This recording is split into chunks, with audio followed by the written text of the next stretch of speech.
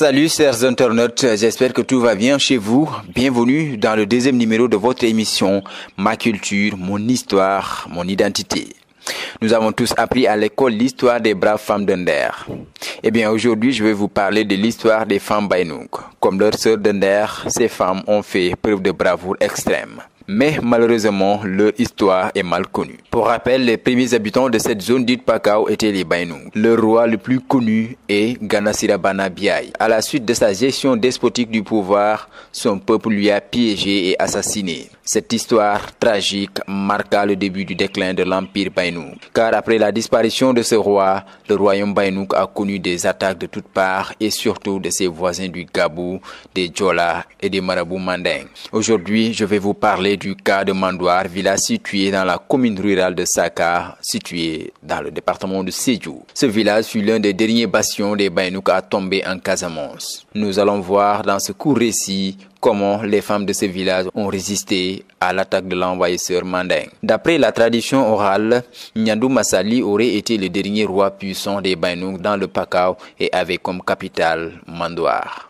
Selon les mêmes sources, le roi Ngandou Masali dirigeait le Pakao d'une main de fer. À cet instant, la communauté Manding à majorité musulmane cherche à convertir les Baïnouk, qui étaient des animistes à travers la guerre dite sainte. Mais personne ne songea à s'attaquer à Mandoir, fief du roi Baïnouk. C'est dans ce contexte qu'un homme aurait appelé au djihad contre le tout-puissant roi. Cet homme fut Ibrahima Silla, plus connu sous le nom de Sillaba. Ce dernier, face à l'humiliation que subit les Manding, comprit que la seule manière de mettre fin à cette humiliation, c'est de convertir les Baïnouk en islam. Et pour convaincre ses frères musulmans à se lancer dans la djihad, il profite de ses sermons de vendredi dans les villages de Dassilame et de Ouroukar. Il envoyait plusieurs émissaires dans d'autres villages occupés par les Manding comme Karantaba, Ndjama et Djanaba. Ainsi, tous ces derniers finissent par rallier à sa cause et demandent également le soutien militaire auprès de ses maîtres du Fouta Djallon.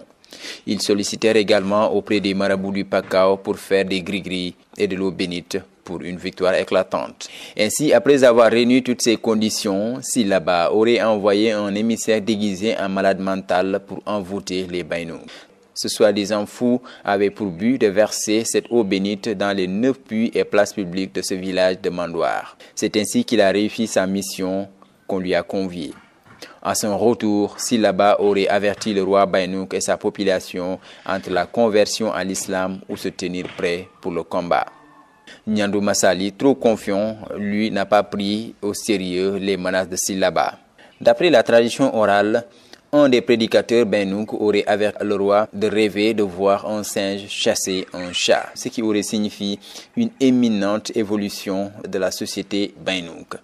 Et malheureusement, le roi ordonna l'exécution de ce prédicateur ce jour même. Le roi Baïnouk aurait convié une grande fête où il y avait de la danse et à boire autour du vin de palme, tout en expliquant que Sillaba menait une guerre psychologique. Après cette soirée festive, la majeure partie de la population, y compris les soldats, était sous l'effet de l'alcool. Ces signes poussèrent les chefs Manding à faire appel des troupes pour leur galvaniser et leur expliquer leur tactique de combat.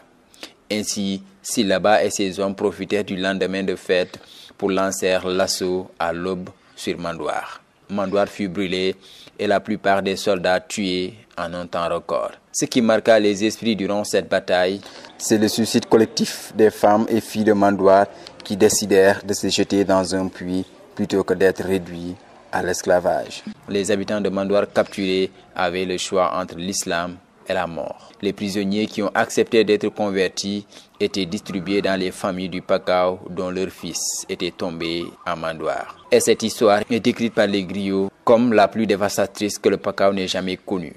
Malheureusement, les ruines de Mandoir et toutes les traces de cette guerre historique sont en voie de disparition. Les autorités publiques doivent tout faire pour que cette histoire soit connue par la jeune génération. Mesdames et messieurs, nous sommes arrivés à la fin de cette émission. Merci de l'avoir suivi. À la prochaine.